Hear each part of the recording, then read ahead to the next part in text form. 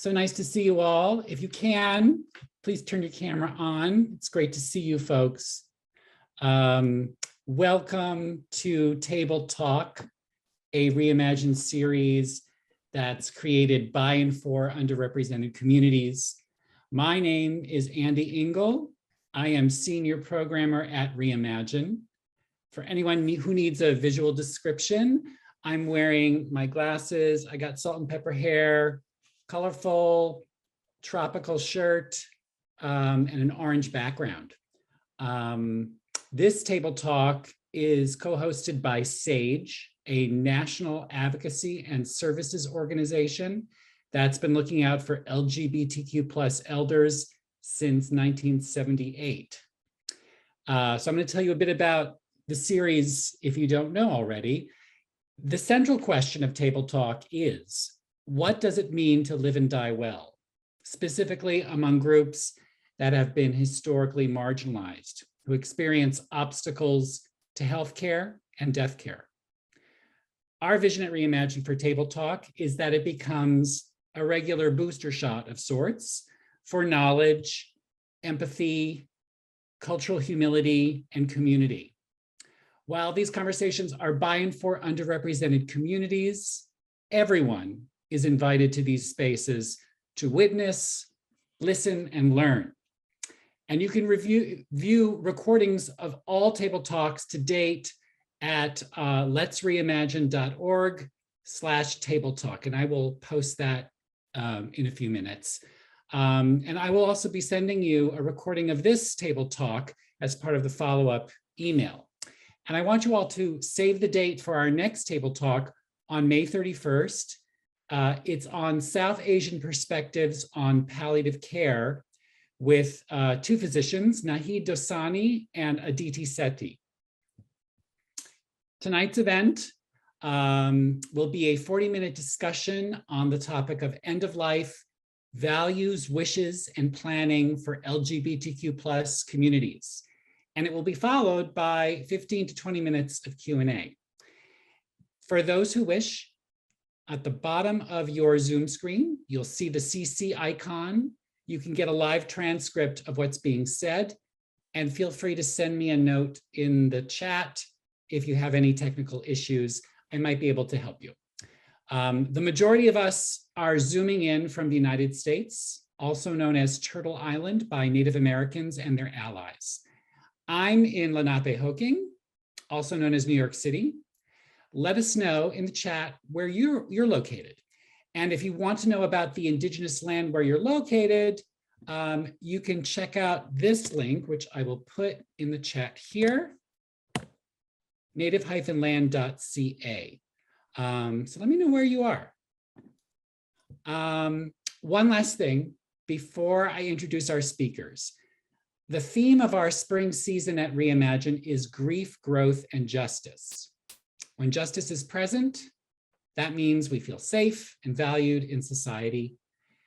In a dozen states right now, LGBTQ plus folks and their allies are far from feeling safe as rights and protections are being eroded.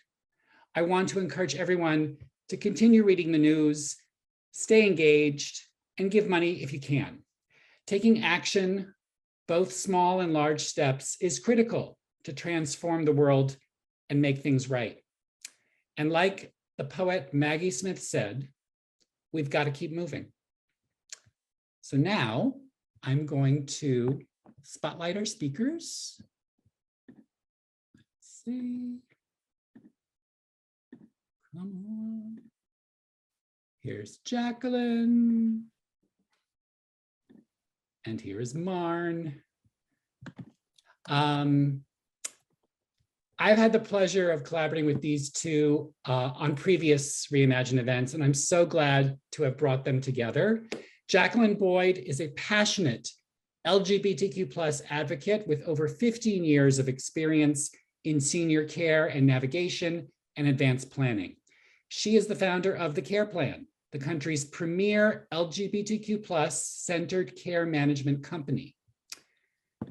At the helm of the Care Plan's leadership, Jacqueline has consulted with national and local organizations such as SAGE, Diverse Elders Coalition, and AIDS Foundation Chicago to enhance services offered to LGBTQ plus older adults. She serves as the co-chair of One Roof Chicago, an intergenerational LGBTQ plus focused housing project. Maren Lucas is a multidisciplinary artist and end-of-life doula based in Harlem, New York, whose practice is at the intersection of art and health, spanning photography, video, and collaboration. Maren has worked with artists, choreographers, dancers, musicians, art directors, sex workers, healthcare organizations, and LGBTQ plus groups. With the Bardo Project, she collaborates with terminally ill artists nationwide to establish legacy projects, and you'll hear more about that. This table talk is presented in memory of Cass Boyd, Jacqueline's mother. Cass was passionate about the arts. She was a musician and was a model for caregiving, and her spirit is with us tonight. So, there may be folks, Jacqueline and Maren, who are joining us tonight who may not understand the importance of clarifying values and wishes in the context of advanced care planning. So before we get into the whys and hows of ACP, can each of you provide us with a definition of advanced care planning? Sure, absolutely. I think my definition changes over time as I learn more. And as I grow more and have other experiences. But my definition in this moment is planning for the future you want and the future you'd like to design in advanced age, in times of vulnerability, and in the dying process. Maren, how about you? I see it as values and wishes there being it's a set of goals or plans to honor your entire life and death and dying process. This could include medical care, legacy or memorial projects. That can include your spiritual practices and maybe even your burial or funeral plans. And why, for us as queer folks, is this critical? Maren, you want to go first? Sure. Often we queer folks have left birth families and those constructs behind for good reason or for necessary reasons. And you have created your own family or chosen family. And you spend your whole life developing your community and living and loving within this community. And then at the end of your life, to have your wishes not be honored, sometimes birth families will sort of sweep in and place their demands and their idealism and maybe their spiritual practices and frameworks onto you and your community. And that's a huge loss of love and life and integrity. So I think it's really important that we make our own plans. Just so beautifully said. So beautifully said. And I would add two things. One, that I think advanced care planning gives you choice, and people don't realize the ways that choice can be undermined and taken away if we don't look at aging. And I think the other reason is more hopeful, right? It's that we as queer and trans folks are in a position to age out and to live and die in a whole lifespan as exactly who we are. And that's something to celebrate and claim and recognize that our aging may look different. It may happen at earlier years than we'd expect. Our family and support systems may be different. We may require or desire different resources and processes than the traditional systems allow for. So for me, it all comes back to choice and empowerment. It's beautiful. It's hard to not get emotional, even though this is a landscape that we're familiar with. You and I, Jacqueline, work in this territory, but to have an audience here to talk about these things, I'm sure some of these things are resonating with our audience. What you said about choice is so important. We deserve the same choices and freedoms. Well, and I was really excited for this conversation because I think we have some overlap in what we do, but a lot of difference in kind of our pathways. Do you mind sharing a little bit about your journey to get to where you are today, and why, your why for why you do this work? The why is that it is truly a calling. I think if you are already outside the box, I guess the way I arrive at my life decisions is it's a bit of a circuitous process. Being from a queer framework, you're already thinking differently, and you've already had to be very resourceful and maybe very intuitive about how you make decisions, how you find allegiances and alliances. And then I encountered a lot of death at an early age, starting with my father died at age 51 when I was 28. And that sort of set off this spiral of loss in my life. And I'm a natural born caregiver. And so I feel like probably since high school, embracing my queer community and kind of helping them to navigate oftentimes healthcare or equal access to housing or job opportunities. I've always been an activist. I can't separate being an artist and being an activist and just being a humanist. So I kind of came out, I think it's just the framework in which I think it's how my mind works. Yeah. Well, and I think what you've been able to do, and I hope you'll share, a bit more about your practice, but I think what you've been able to do is integrate.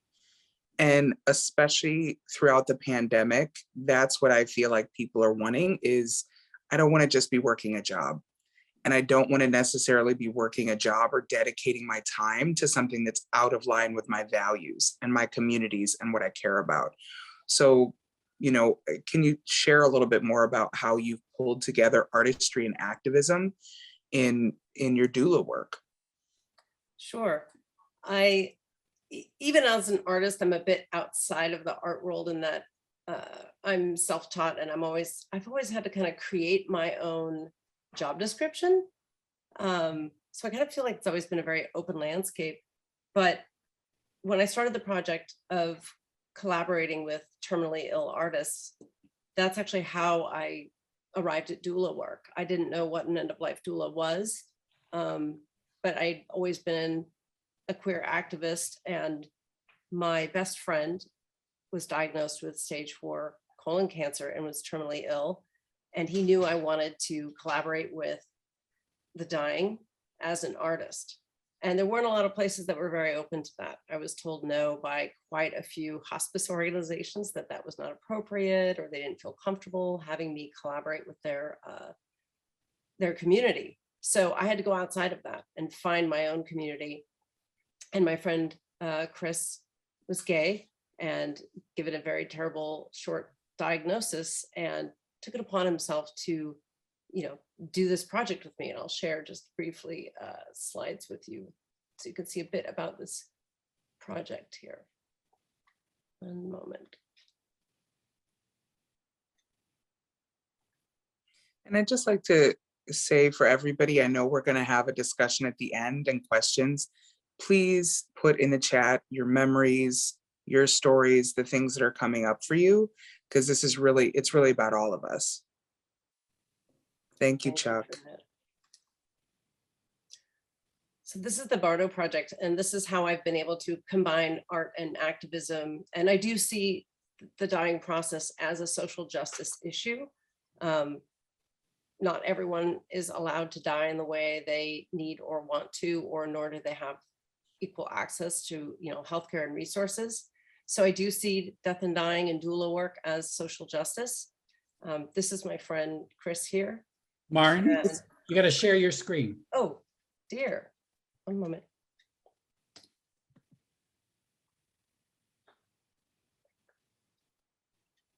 There you go. Thank you.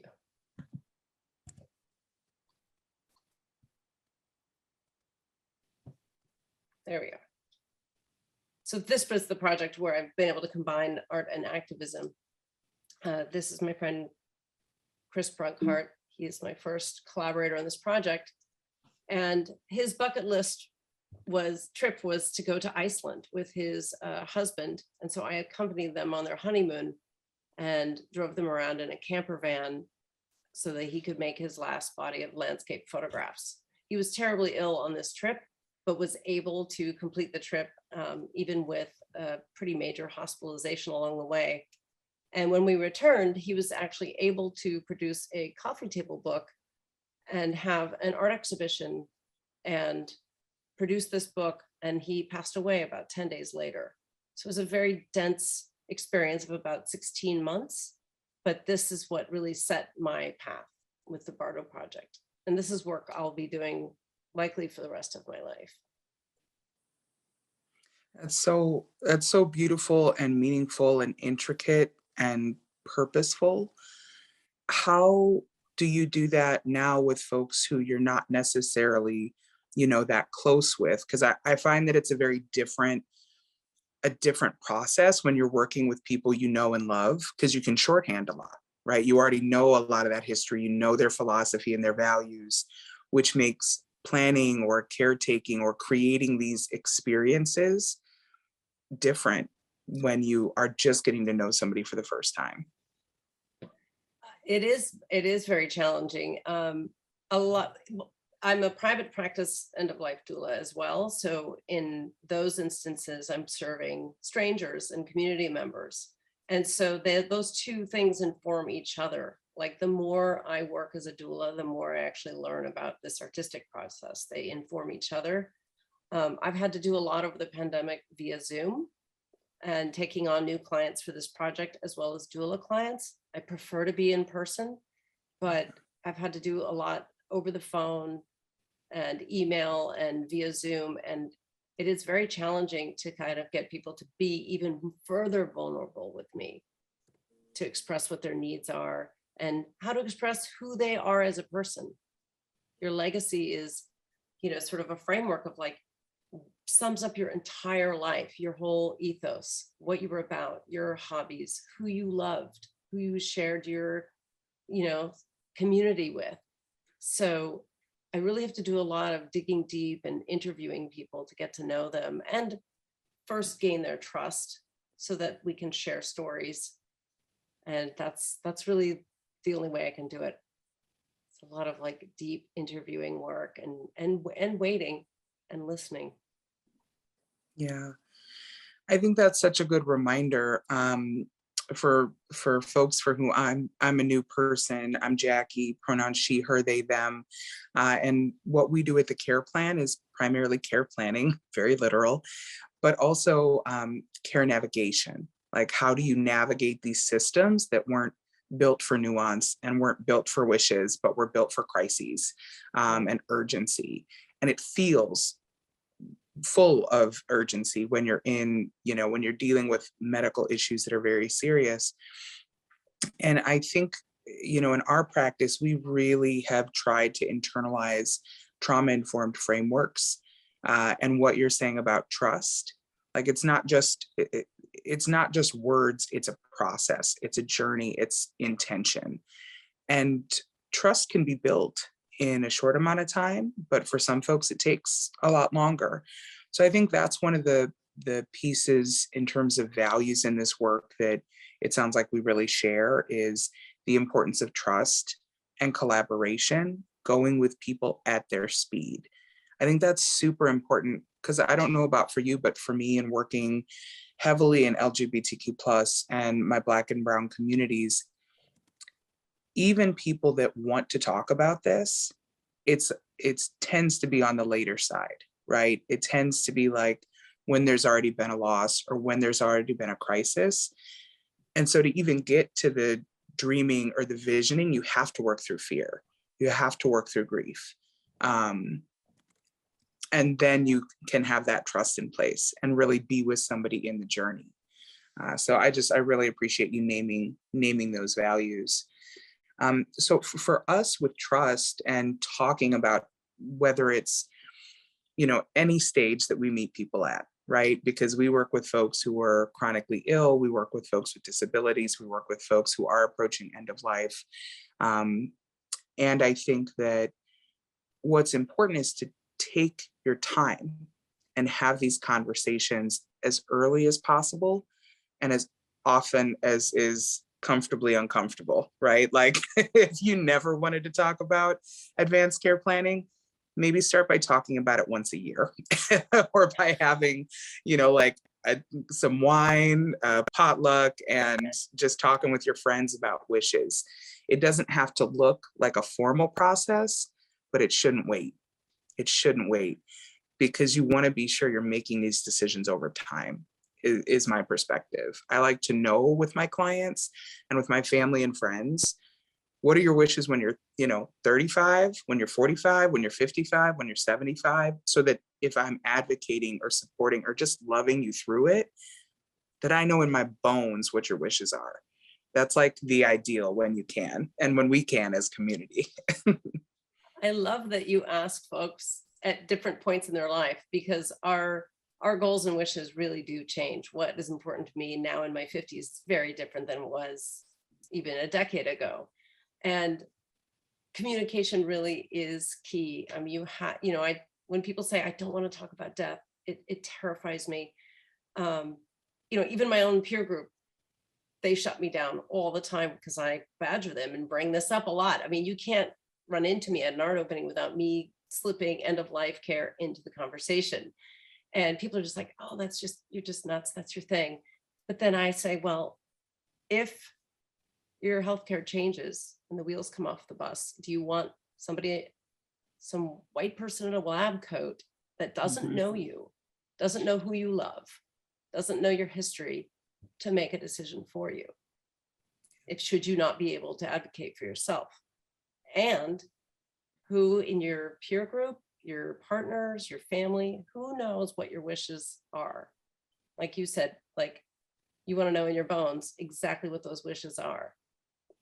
And if you face those things and make a list of those things and share them, maybe once a year, maybe it changes, you actually live your day-to-day life in a much more peaceful manner, I believe.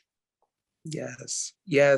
You're not alone. I was the weirdo in my friend group too. Like I was the one in my 20s at the club and it's 2 a.m. and I'm getting a call because I'm on call and like somebody had a fall or there's some crisis and I had to, step out and be Miss Businesswoman.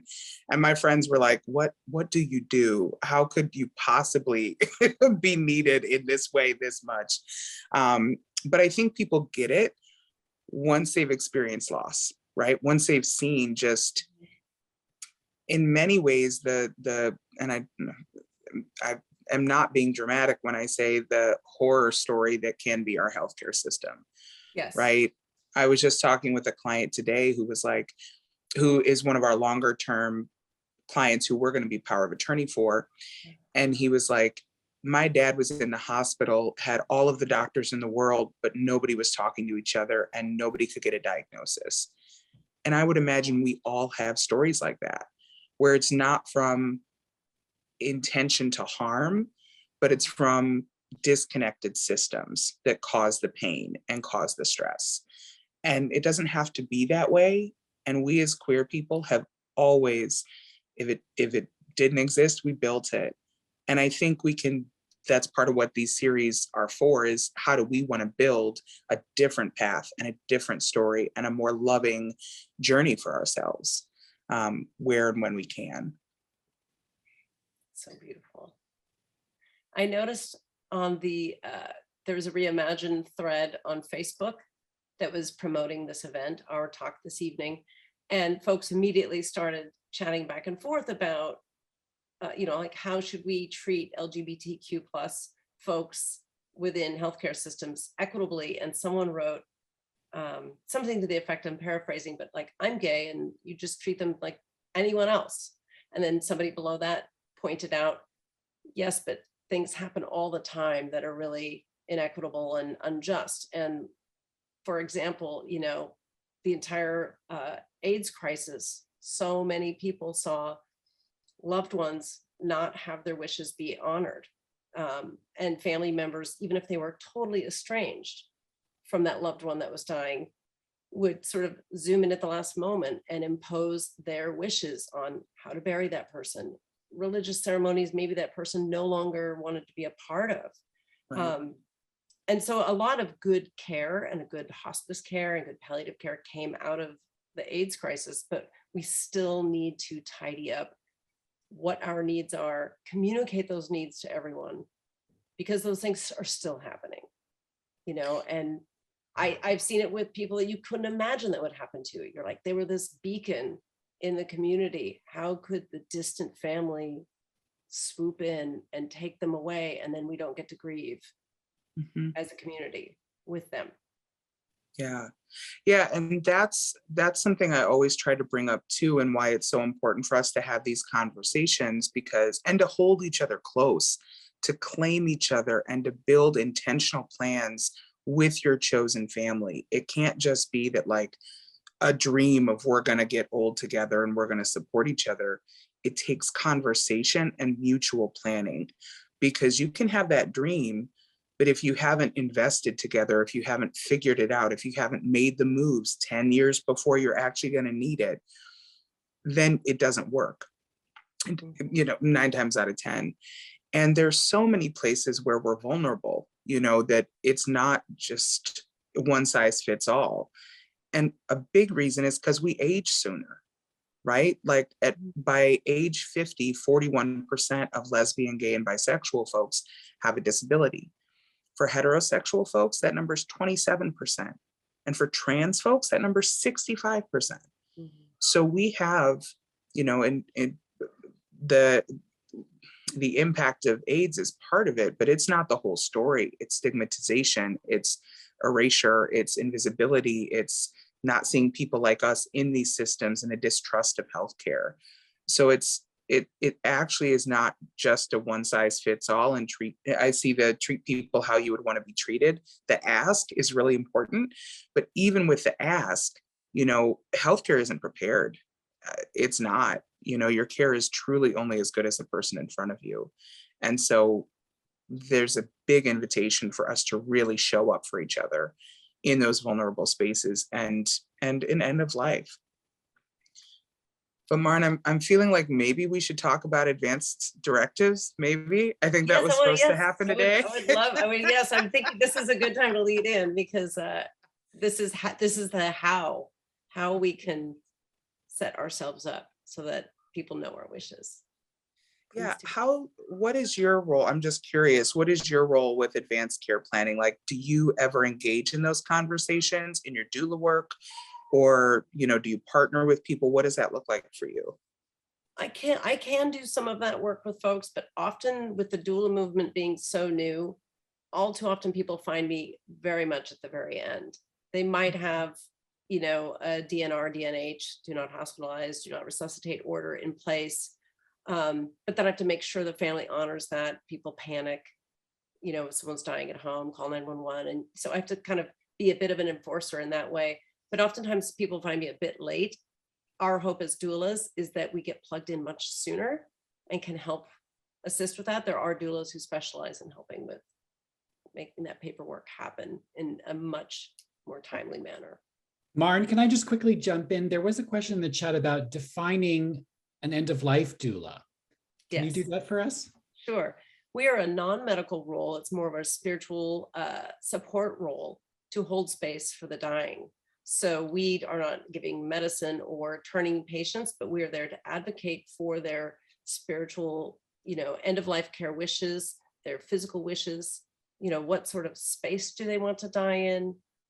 How do they want to be remembered? We advocate for their wishes and needs. So a family might say, no, they don't like this kind of music or this kind of atmosphere. But if I've worked with that person, I can show the family members, like, no, here's a list of what they would like. They'd like for you to take your shoes off before you enter my room, meditate for 5 minutes, and don't bring your BS in here with you. I'm the dying person. And dying people are fussed over and aren't given a lot of agency. So I'm there to advocate for them. And it's based on the model of care of birth doulas, who traditionally would assist a midwife and be there to support the mother and the family. And then I also provide respite care, so family members and loved ones can take breaks, and we hold space for that dying person so they're never alone. Let's get to the juicy part. Jacqueline. We'll get to the infomercial part. All right. Well, first, just leading into this, I would love to show you all a picture of my beautiful mother, because I wouldn't be doing this work if it wasn't for her. She passed away on April 8th. So I am very much in that grief process, grief and growth. But my mom was my template for care. And pardon me if I get a little choked up, but she truly embodied unconditional love, and would love you through anything, and had a big, wide love for kids, for young people, for all of my friends. She and my dad, were relatively accepting when I came out in my early 20s. But since then, all of my queer and trans friends are their sons and daughters too. And it's just been a really beautiful journey for us. And we had done advanced care planning with her, and I had been able to do advanced care planning with her over time. And it was really kind of a perfect model for how I at least would want to do this, because feelings change, right? Feelings change, and how you feel in the face of death may not be the exact way that you actually feel, right? You may be coming with your fears, with your frustrations, with other desires. And so giving yourself time to think about it over time sort of prepares the dying person as well to wrestle with these issues and to clarify exactly what they want. And that's what happened with my mom. She had had diabetes and rheumatoid arthritis for about 20 years and had really, really struggled. So many hospitalizations, so many interventions. She was somebody who wanted to live as long as she could. But that changed, and that changed over time as her treatments became less and less effective, and as her quality of life suffered. And she changed her mind. She went from saying, I want to be alive at all costs, to, well, really, I want quality of life, and I don't want to be at the hospital. And let's talk about palliative care. Let's talk about hospice care. And so I think advanced directives, it's as much the process as the paperwork, you all. The paperwork is incredibly important. That's the legal documentation of your wishes. And it's critical because if you don't do it, then you leave choice on the table. There is no substitute for a power of attorney or a will. And I know a lot of times people feel like, well, it'll go to my, my closest people, my next of kin, my this, that, or the other. If you don't have a will, anything you have, your apartment, your car, the money that you have in the bank, anything that you have will get tied up in probate. And it's going to cost somebody over $4,000 to navigate that process, and a lot of time and a lot of years. So it's really, really important for us to get our wills together. That's about, what do we want to do with our earthly items? So you can do that any number of ways. You can work with an attorney. There's a lot of really great not-for-profit legal options. Here in Chicago, we have the Center for Disability and Elder Law, the Chicago Legal Project. Look up in your city if you are trying to do a legal clinic to do advanced directives, or have somebody come speak to your group, or to get services for yourself. It's always great when you can to have an attorney look over that paperwork and to help you with creating your power of attorney forms. But like I said, the process is as important as the paperwork. So figuring out, okay, yes, what do I want to have happen with my earthly items? Who do I trust to make the decisions that I choose for my body, for my health, for my care? That's what that power of attorney for health does. And the power of attorney for estate, both powers of attorney are operational while you're alive, right? And you can set them up so that they don't kick in until you have lost decisional capacity, or until a doctor says you have lost decisional capacity. Because that's a question a lot of people have is, I'm signing a power of attorney, can they open some credit cards in my name or mess with my finances? Not unless you wrote it open, right? Not unless you're like, this power of attorney starts today. So most people, decide their level of comfort, and have documentation in that power of attorney as to when it kicks in. And the terms may be slightly different state to state. In Illinois, we say DNR and post forms that really give your doctors and the state clearance to not resuscitate you or to, respect your wishes in those ways. So just be aware the forms may be different in your state. I find that the triple A's in your area, the area agencies on aging, can be a good starting place no matter where you're at, because they're in every state, and there's multiples. If you're trying to find these resources, if you're like, what advanced directives should I have? They're not a bad place to start. Your LGBTQ center should ideally have some senior programming and somebody there that can connect you with local resources. As I said, the free not-for-profit legal services can be great. You can find an attorney in your area as well. You can reach out to us if you have questions. But what's most important, y'all, is having the conversations. And that tends to be a much more private process with you and your partner, your friends, your kids, your parents, whoever is in your life that you love, that's in your intimate circle. That's who you should have these conversations with.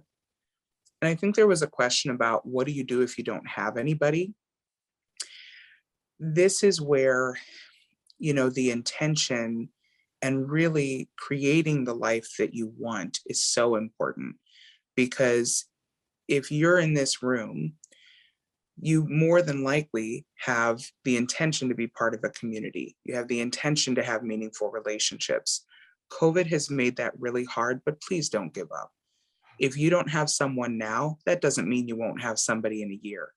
It's how you develop your chosen fam and let people know they're important to you and invite them into your life. It can sometimes be as straightforward as asking the question, if something happens, if there's a healthcare issue, here's how I would love to show up for you. Have you ever thought about that? Would you like some support? If something happens to me, here's how I'd like you to show up for me. Is that possible? Building trust over time and embracing your chosen family is so key. So I'm gonna stop preaching now. Anything coming to mind for you, Maren? I'm seeing what you mentioned in the chat of, if you don't have someone, what do you do? Like, a lot of us did not have children, and so we don't have like the kind of traditional sort of steps, but you can name whoever, you can name who you want. If you have these conversations, it could be a neighbor or a college friend who is still your friend longer than anyone in your own family, longer than any of your partners or relationships have lasted. Have that conversation with that person. Do not be afraid to reach out for help and ask. It goes both ways, and you can dictate who you want to be your healthcare proxy. Your healthcare proxy you don't have to be a legally married person to have a healthcare proxy. It's important that you have one and have a plan. So just dig deep. There's got to be somebody in your life's landscape that could fit this role. And if not, like Jacqueline is saying, like, move towards that goal. We've already created our community so much by being, LGBTQ plus. So, we've made that step. If we can do that step, we can reach a little further and create how we want to spend the rest of our lives and how we want to see our end of life care planning work out for us and for each other. I want it to work out for all of you, not just for myself. Jacqueline, I'm wondering if this might be a good opportunity for you to talk a bit about One Roof Chicago, of which you are a founder, because I'm hearing a lot of questions about what do we do when we don't have biological family members to care for us. And I'm thinking about this intergenerational community that you are in the process of creating and what possibilities there might be there for planning for loved ones in that community. Absolutely, absolutely. And I would also say, folks, if this is an urgent issue for you, if you're like, I really actually need a power of attorney right now, reach out to me. Reach out to me personally, and we'll talk with you and care plan with you to find what the right options are for you, because I know not everybody necessarily has the gift of time. So reach out. Our services can be sliding scale and free. It's not a problem. We would love to work with you and help you identify those folks. And somebody said, if your power of attorney is out of town or lives out of town, that happens all the time. What's important is boots on the ground and eyes on your care. So they, your power of attorney can be your best friend across the country, but is there, other friends locally that can kind of be checking in with your doctors, going with you to appointments, reporting back, making sure that there's like a team approach, or you can hire an advocate. There's a lot of gaps in our system right now, but planning ahead gives you more choice and helps you rest easier knowing you're not just alone, and leaving things to chance. Because, I think that is a good lead in for One Roof, because, not everybody is going to feel like they have somebody or that person is reliable. And so housing can be a real resilience factor for LGBTQ plus folks in particular, right? Because you can be part of a built-in community of other seniors and have a higher likelihood of meeting people that share your values, that, can help you with just friendship and laughter and light and all those things that make life, bring joy into our lives. So that isolation and loneliness is a real issue for many of our folks in advanced age, and housing can be a key, just a key protective factor, in feeling part of a community and extending meaning throughout the lifespan. Also, housing can be a great way to have that built-in support of, like a resident coordinator or a social worker in the building or as part of the program that can help you make these decisions and be sure you have a plan.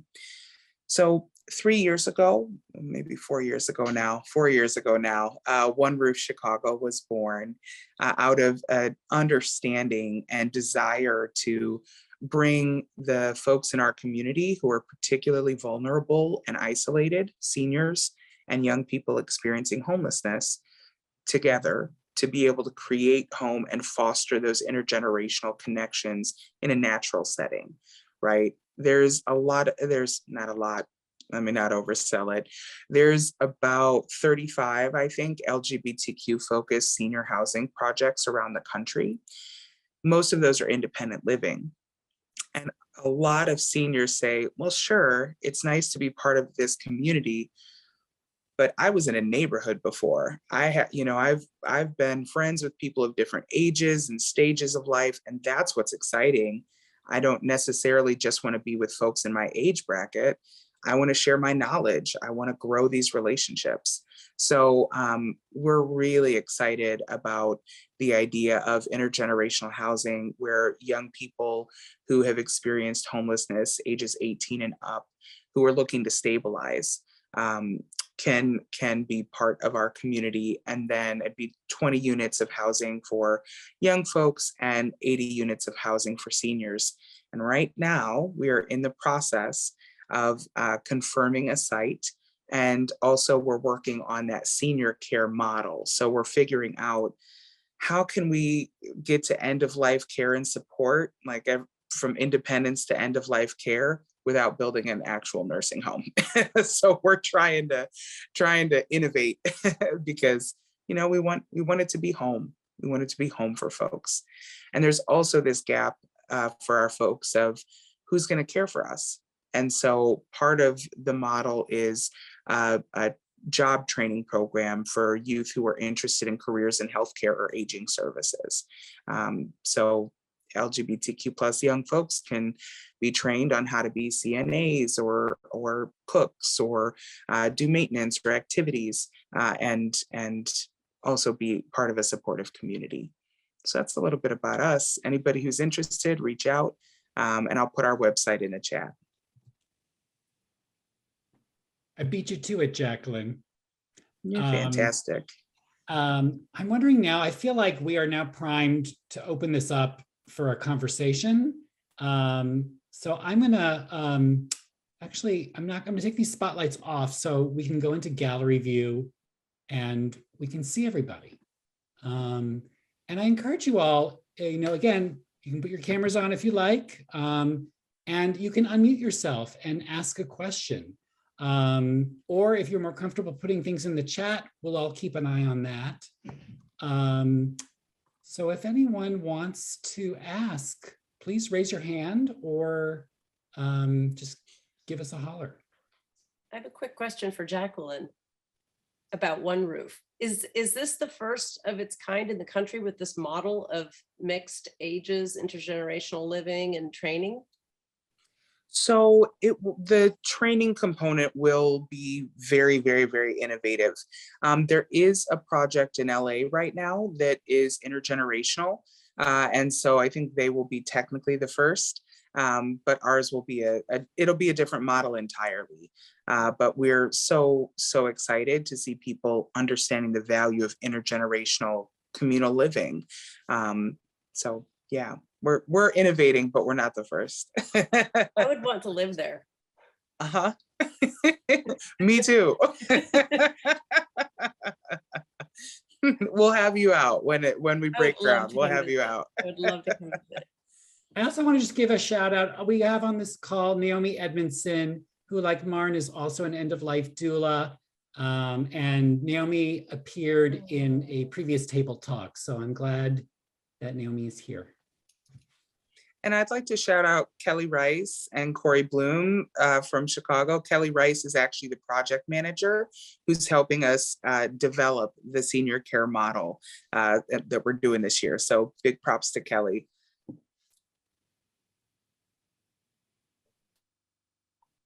So what questions? Yeah. Everybody was talking in the chat. Let's hear somebody off on the mic. It's hard for us to read the chat while we're talking. So it's exciting to be able to take a quick look at the chat, and you all have lots of good points of view and questions. So I'd love to hear more from you. Yeah. Michaela or Michelle, would either of you like to share a little bit more about some of your thoughts? It sounds like these subjects have been pretty close to home for you. First of all, I would just like to thank you both for such an informative presentation, and Chuck, your moderation is just superb. I was just curious to find out what might be the criteria to become, in each of your capacities, the job that you do, like what would be the prerequisite? Great question. There's a few different paths to being a care navigator or care manager. There's 3 licensing bodies around the country if you want to get licensed.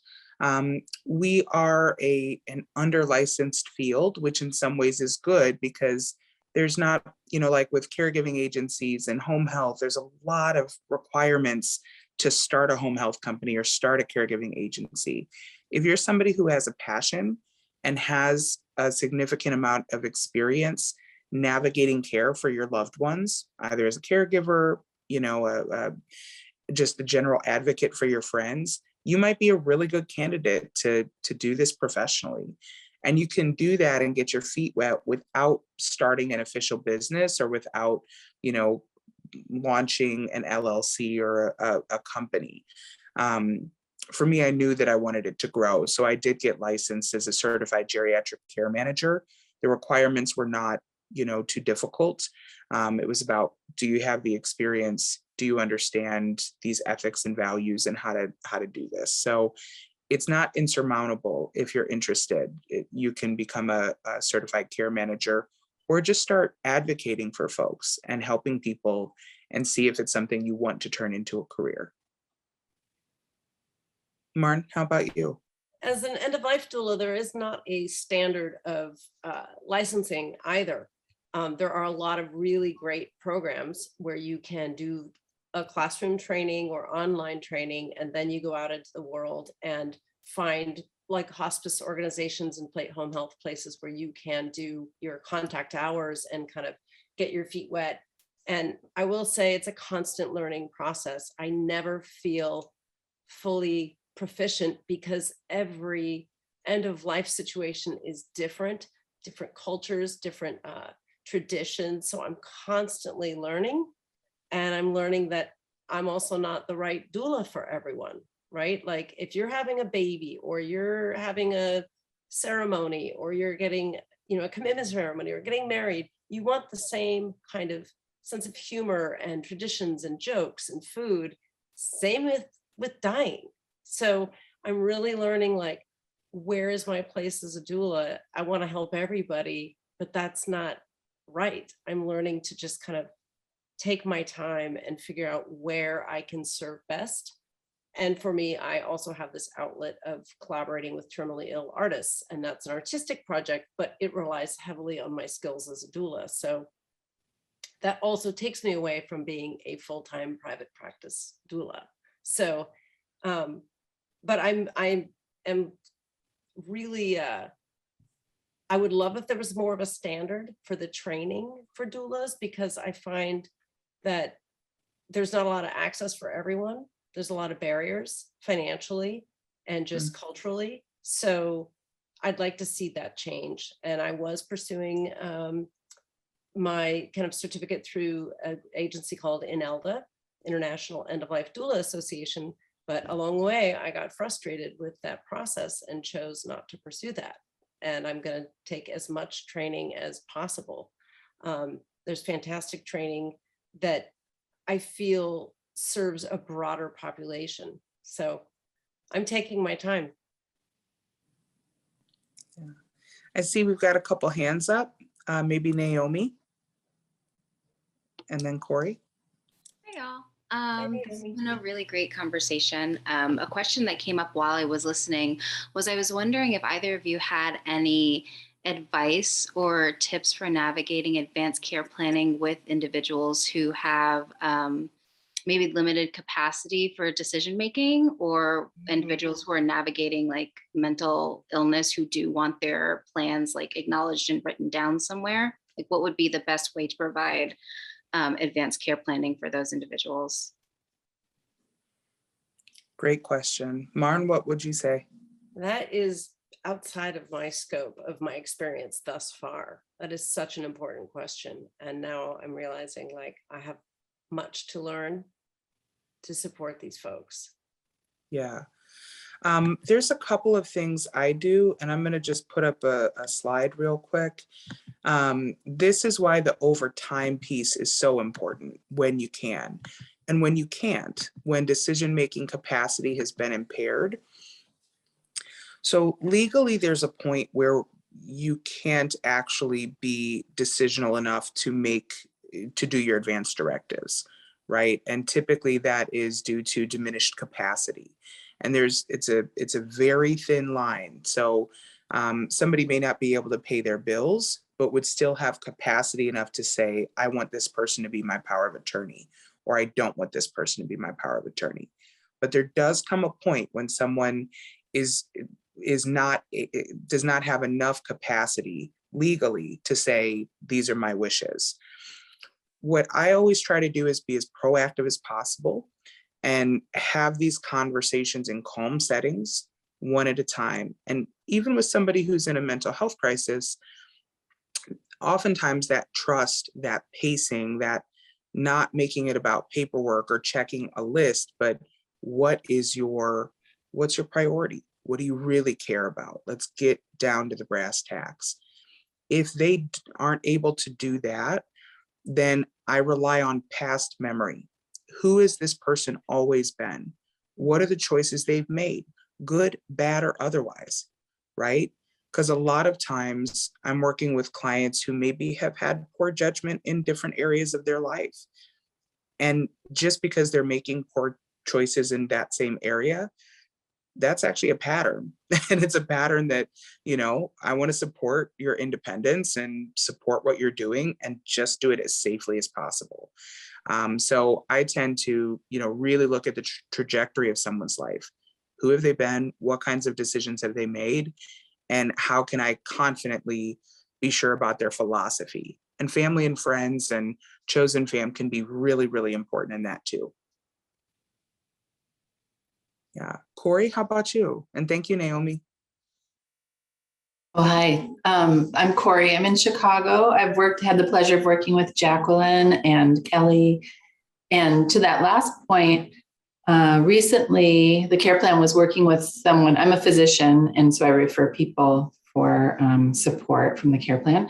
And that thing that you're just talking about actually just happened to someone. I referred to them where they were decisional when they started working with Jackie and her team, and then were decided to not have that capacity a few months later, but had already been working with the team so that that there was a plan they could work on, like what her intentions and her values and were when it got to that point. So that was a really really helpful thing. My question, because I work in a community health center where people don't have a lot of money to pay for things like doula services. I know the care plan offers some sliding fee and free care, but I'm not sure about other resources. Like how can people find resources like doula or other supports in this realm who may not have a lot of money to pay for it? Well, in private practice, there are periods of time where I will volunteer at nursing homes. I've worked at like some, pretty big institutional nursing homes that had like subacute care and dementia units. And I did that for like 2 years for once a week. I worked at this place out in Queens until the pandemic happened. I think there's a lot of doulas that, spend part of their time volunteering, kind of a balance of volunteer and private pay. I don't take insurance. I'm not set up to do that. But I'm also sliding scale depending on, the finances and the situation. So I'm listed under INELDA's website for doulas. That's where most people find me. And they have a listing for, every city in the country. You can put in what distance you're looking for, and every state in the country there's doulas. Naomi, do you have any recommendations on other listings for doulas? I'm thinking about Nita, Nita, and I also feel like, I think you've already probably mentioned this, like a lot of doulas that I know are end of life care, people do offer sliding scale. So I feel like if worse comes to worse, the best way to find out is to just ask. Because like this is such hard work. I feel like it would be easy to find someone who would like work something out or work for sliding scale or work for free or work for trade. Like, again, the best thing to do is just ask. And sometimes we cover each other. Somebody will reach out, and I'm in Harlem, and Naomi, I believe you're in Brooklyn. Like sometimes it's also just like you can't get to those people, and so you'll reach out to your doula friends and be like, hey, would you be interested in this case? I could do these days if you do the nights. Like I'm always willing to do the crazy shifts. I'm willing to do all night, weekends, because I don't have children, and I do have flexibility. So we do work with each other. So yeah, always ask. I mean, the whole thing here is like we have to ask for help. We really have to ask for help and always circle our chosen family into what we need. Yeah. Thank you. The one thing I would add to that is, sometimes people don't recognize their gifts. And you might have somebody in your life who operates like a doula or operates like an advocate, right? That nurse friend that you ask every time, you have a temperature, or the person who, you respect their spirituality and they're somebody you go to for counsel and grounding. Sometimes you can see the gift in another person and ask them to show up for you in a certain way or do mutual aid. To be like, here's what I see in you, and what I would so appreciate us doing is, even if they can't spend the night or do that level of work, can you come by 3 times a week and just, sit with me and sing with me and, hold the space or do a ritual with me. I think what I'm trying to say is don't be afraid to design the future you want. And yes, ask for help. and also, just integrate people truly into your life and get rid of the shame that we have about talking about healthcare and money. Like, that does not serve us. We have to get rid of that to like be able to move forward. And thank you everybody who's putting thoughts into the chat. It looks like there's a lot of resources coming through. Kelly, I know you mentioned comfort and choices. If you have that toolkit, would you mind adding that in there, or the the website? Yeah, sure.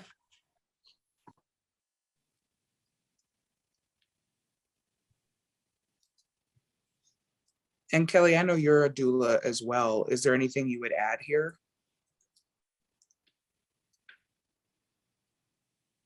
I don't think so. I think you guys have done a great job kind of sharing. I think the only thing that I would add to that I think has just been really powerful beyond the individual work is being able to have these spaces and promoting just more and more spaces where that we're talking about death, we're talking about loss, we're talking about grief, where it's not this, closed down piece. That's the thing that I really love about the work that I do, is being able to share those spaces and conversations with people. So I think that's just, probably the thing that I value the most out of the work I do.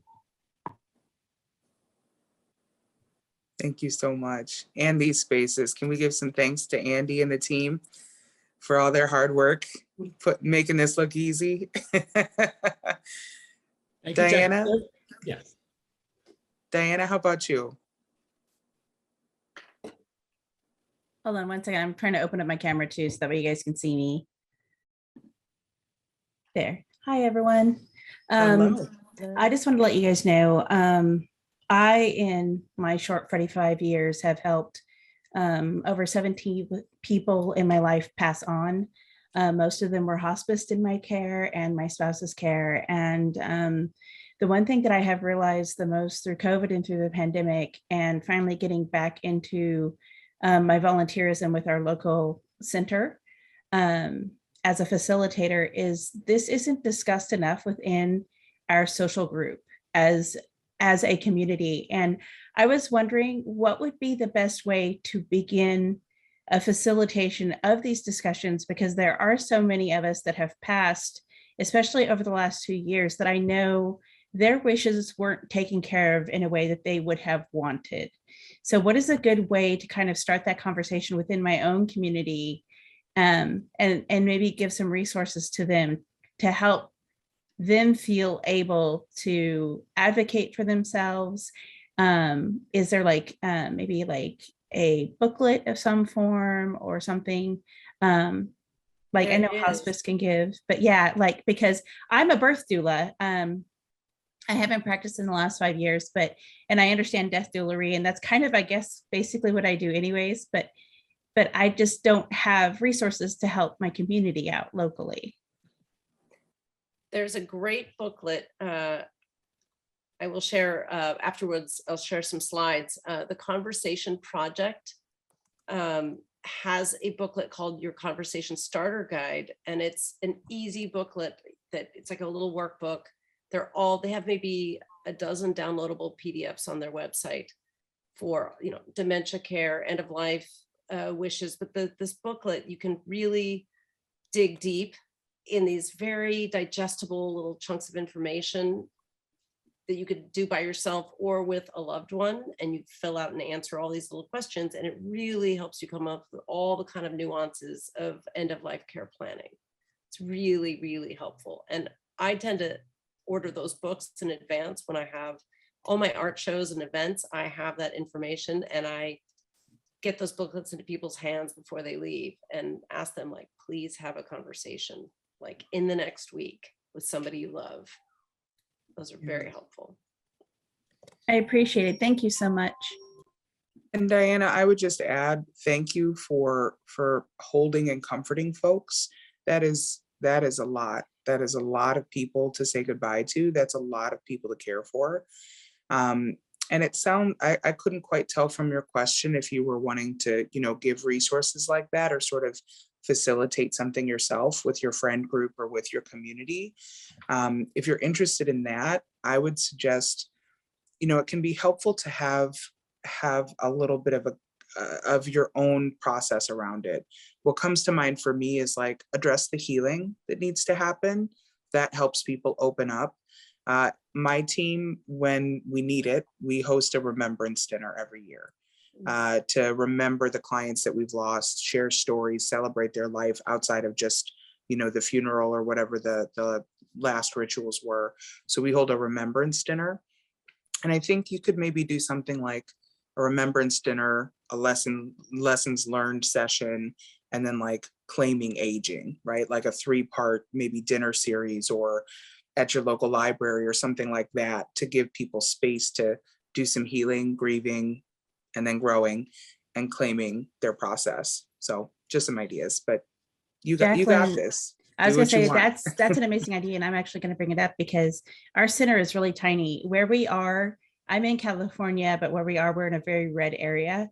And so a lot of us aren't even out in the community. Like I'm one of the most outspoken people in our community, especially post-pandemic. And my give a craps are all gone at this point, because I've seen like so many people that need the help and they just don't have the buffer that's there. And I'm lucky enough that I think I've been through this enough that I can obviously be that buffer kind of thing. But it's more than that. It's just more about educating, you know, our people, because this can happen at any age, right? And we have so many young people that are in their 20s that are homeless currently too. And that is such a precarious situation. So even like the opening of a discussion, you know, I was hoping maybe I could get a way to open a discussion with them at the center, you know, like maybe plan a night. And I really, Jacqueline, enjoy the idea of maybe doing like a 3-part thing to help our community start healing, because we haven't had anything like that yet. So I'll bring it up to the director, because